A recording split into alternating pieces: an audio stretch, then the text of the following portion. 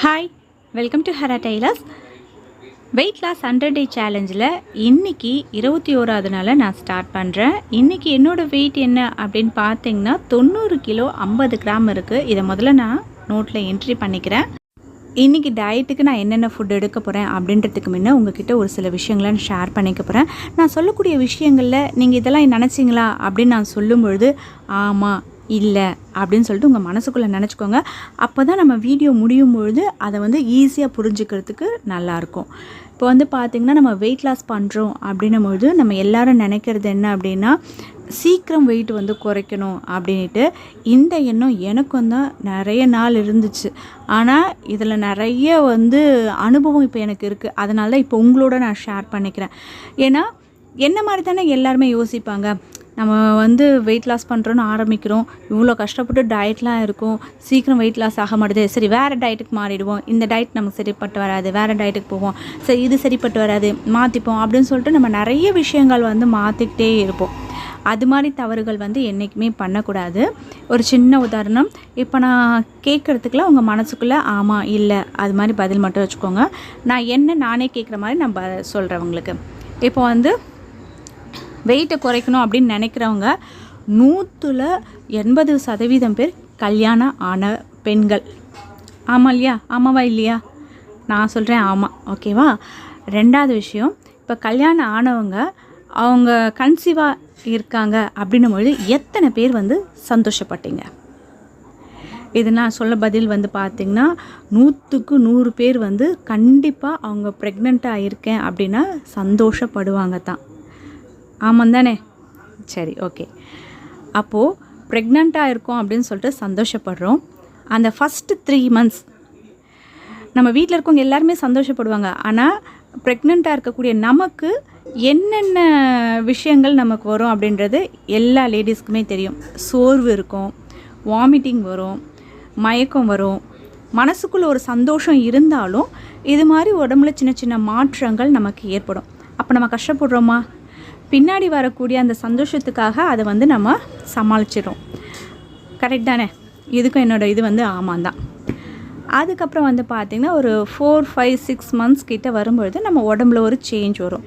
நானும் ப்ரெக்னெண்ட்டாக இருக்கும்போது வந்து பார்த்திங்கன்னா என்னோடய வயிறு கொஞ்சம் எம்போஸ்ட் ஆகி வரும்போது கண்ணாடி முன்னாடிலாம் நின்று நான் பார்த்துருக்கேன். எனக்கு என்னவோ அது ரொம்ப அழகாக இருக்க மாதிரி ஒரு ஃபீல் ஆகும். அதனால் நான் அது மாதிரி நின்று பார்த்துருக்கேன். உங்களில் எத்தனை பேர் அது மாதிரி பார்த்துருக்கீங்க? அப்போ சந்தோஷமாக இருந்தது தானே? நானும் இதுக்கு ஆமான்னு தான் சொல்கிறேன். நீங்கள் என்ன நினைக்கிறீங்க அப்படின்றத மனசுக்குள்ளே சொல்லிக்கோங்க. அதே மாதிரி தான் ஒரு குழந்தை பிறந்ததுக்கப்புறமா நம்ம அந்த ஒரு 10 months கண்டிப்பாக எல்லா லேடிஸ்க்கும் ஏதாவது ஒரு பிரச்சனை கண்டிப்பாக இருக்கும். தைராய்டு இருக்கும், சுகர் வரும், கால் வீக்கம் வரும், எவ்வளோ பிரச்சனைகள்லாம் தாண்டி அந்த குழந்தை பிறந்ததுக்கப்புறம் வந்து பார்த்திங்கன்னா எதுவுமே நமக்கு வந்து ஒரு பெயினாகவே இருக்காது. ரொம்ப சந்தோஷமாக இருக்கும். இப்போ எதுக்குடா இதை பற்றி நான் சொல்கிறேன் நீங்கள் நினைக்கலாம். இப்போ அது மாதிரி தான் நீங்கள் இப்படி நினச்சிக்கணும். ஒரு வெயிட் லாஸ் பண்ணுறோம் அப்படின்னும் பொழுது முதல்ல ப்ரெக்னென்ட் அப்போ நமக்கு எப்படிலாம் இருந்ததோ அதே ஃபீலிங் ஒரு சிலருக்கு இருக்கும். கண்டிப்பாக நம்ம சாப்பாடை வந்து கண்ட்ரோல் பண்ணுவோம். ஒரு சிலருக்கு தலைவலி வரும், ஒரு சிலருக்கு வந்து பசியில் என்ன பண்ணுறோன்னு தெரியாமல் அவஸ்தைப்படுவோம், ஒரு சிலருக்கு மயக்கம் வரும். அது ஒரு 2-3 மாதம் கொஞ்சம் நம்ம கட்டுப்பாடாக இருந்தோம் அப்படின்னா அடுத்த 4, 5, 6வது மாதம் நம்ம உடம்புல கண்டிப்பாக சேஞ்சஸ் வரும். அதை நம்ம கண்கூடாவே பார்க்கலாம். அது மாதிரி சேஞ்சஸ் வந்து ஒரு குறிப்பிட்ட நாளுக்கு அப்புறம் நம்ம என்ன எதிர்பார்க்குறோமோ அந்த ரிசல்ட் கிடைக்கும் போது இருக்குது பார்த்திங்களா சந்தோஷம். இதெல்லாம் ஈஸியாக கிடைக்குமா? நீங்கள் சொல்லுங்கள். ஒரு வாரத்துலேயோ இல்லை 1 மாதத்துலேயோ 2 மாதத்துலேயோ கண்டிப்பாக கிடைக்கவே கிடைக்காது. நம்ம எவ்வளோக்கு எவ்வளோ வந்து பொறுமையாக இருக்குமோ அந்த அளவுக்கு தான் நமக்கு ரிசல்ட் கிடைக்கும். கிடைக்கக்கூடிய ரிசல்ட் உடனே கிடைக்கணும் அப்படின்னா அது வந்து ஹெல்த்தியாகவே இருக்காது. கொஞ்சம் அதுக்கான வேலைகள் நம்ம செஞ்சோம் அப்படின்னா தான் கண்டிப்பாக அதுக்கான ரிசல்ட் கிடைக்கும். இதுக்கான உதாரணம் நான் சொல்கிறது உங்களுக்கு ஈஸியாக புரிஞ்சிருக்கும்னு நினைக்கிறேன். நிறைய பேர் வந்து பார்த்திங்கன்னா ஒரு டயட் ஃபாலோ பண்ணுவாங்க. ஏன்னா நிறைய டயட்டோட பேருங்கள்லாம் இருக்குது இல்லையா? ஒரு டயட் ஃபாலோ பண்ணுவாங்க. அதில் வந்து பார்த்திங்கன்னா கொஞ்சம் தான் குறைஞ்சிருக்க மாதிரி இருக்கும். எதிரில் இருக்க ஆப்போசிட்டில் இருக்கவங்களுக்கு வந்து பார்த்திங்கன்னா எக்ஸ்ட்ராவாக ஒரு 4-5 கிலோ குறைஞ்சிருச்சு அப்படின்னா உடனே இந்த டயட்டை வந்து ஸ்டாப் பண்ணிவிட்டு அந்த டயட்டுக்கு போயிடுவாங்க, அந்த ஃபுட்டுக்கு மாற்றிடுவாங்க. அது மாதிரிலாம் செய்யாதீங்க. நீங்கள் எடுக்கக்கூடிய டயட்டு உங்களுக்கு வந்து ஸ்லோவாகவே குறையிறதா இருந்தால் கூட பொறுமையாக நீங்கள் இது பண்ணிங்கன்னா கண்டிப்பாக வெயிட் லாஸ் ஆகும். இந்த டைமில் இந்த விஷயத்த உங்களோட ஷேர் பண்ணுறதுக்கான காரணம் என்ன அப்படின்னு பார்த்தீங்கன்னா, நான் என்ன டயட் இருக்கேன் அப்படின்றத நான் டெய்லி வீடியோ நான் அப்லோட் பண்ணிட்டு தான் இருக்கேன். நீங்கள் பார்த்துட்டு தான் இருக்கீங்க. நிறைய பேர் வந்து என் மேலே அக்கறை எடுத்து நீங்கள் ரொம்ப கடுமையாக டயட் இருக்கீங்க, கொஞ்சம் கொஞ்சம் தேவையான ஃபுட்டை எடுத்துக்கிறது நல்லது, ப்ரோட்டீன் எடுத்துக்கிறது நல்லது அப்படின்னு சொல்லிட்டு நிறைய விஷயங்கள் வந்து என்கிட்ட ஷேர் பண்ணியிருக்கீங்க. எனக்கு ரொம்ப சந்தோஷம். ஆனால் இப்போ இந்த கொஞ்ச நாளாக என்னோடய வெயிட் வந்து குறையவே இல்லை, ஒரே வெயிட்டாக தான் இருக்குது. எங்கள் வீட்டில் வந்து பார்த்திங்கன்னா என் கணவர் சொல்கிறாரு, உன்னோட முகம்லாம் நல்லா வாட்டமாக இருக்குது, ஆனால் ஒரு 10 டேஸாக நீ வெயிட் குறையாத மாதிரியே இருக்குது, என்ன காரணமாக இருக்கும், பேசாமல் நீ கொஞ்சம் சாப்பாடு எடுத்துக்கேன் அப்படின்னு சொன்னார்.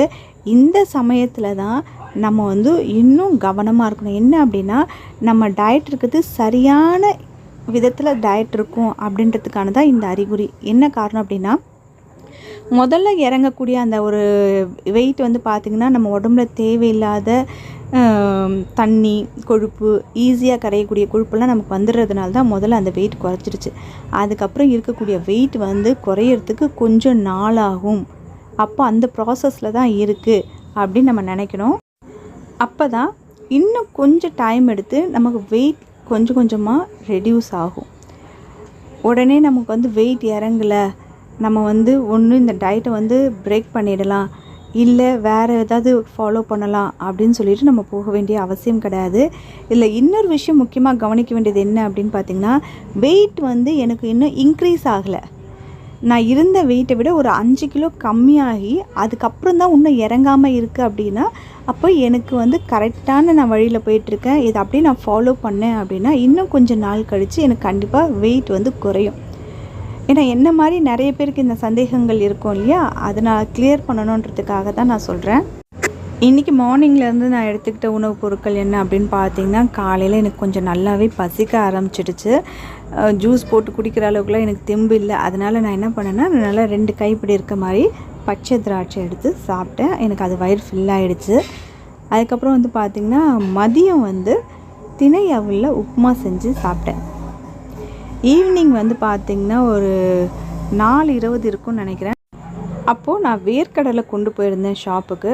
அது ஒரு 2 கைப்பிடி இருக்க மாதிரி எடுத்து வச்சுக்கிட்டு ஒவ்வொரு கடலையாக சாப்பிட்டேன். இதில் வந்து பாதி வேர்க்கடலை வந்து நான் ஈவினிங் எடுத்துக்கிட்டேன். நைட் வந்து பார்த்திங்கன்னா ஃப்ரூட் மட்டும் எடுத்துக்கிட்டேன். இன்றைக்கி என்னோடய 21வது நாள் வந்து டயட்டை வந்து நான் கம்ப்ளீட் பண்ணியிருக்கேன். அதே மாதிரி ஹரிணியோட வெயிட் லாஸ் சேலஞ்ச் வந்து பார்த்திங்கன்னா நான் ஹாப்பிமா சேனலில் வந்து வீடியோஸ் வந்து அப்லோட் பண்ணியிருக்கேன்.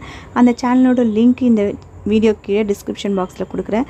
உங்கள் வீட்டில் இருக்க குழந்தைய ஹெல்த்தியாக வெயிட் லாஸ் பண்ணணும் அப்படின்னு நீங்கள் நினச்சிங்கன்னா கண்டிப்பாக அந்த சேனலில் போய் விசிட் பண்ணி பாருங்கள். உங்களுக்கு அந்த சேனலில் இருக்க வீடியோஸ்லாம் பிடிச்சிருந்தது அப்படின்னா அந்த சேனலுக்கு உங்கள் சப்போர்ட் கொடுங்க. இன்றைக்கி இந்த வீடியோவில் வெயிட் லாஸ் பண்ணுறவங்க பாதிலே பிரேக் பண்ணக்கூடாது, எந்த ஒரு விஷயத்தையும் நம்ம தொடர்ந்து செஞ்சால் தான் அதுக்கான பலன் கிடைக்கும் அப்படின்றதுக்காக ஒரு சில உதாரணங்கள் சொன்னேன்.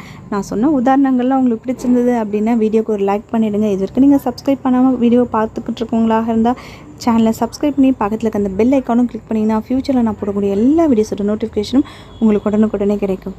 தேங்க்யூ.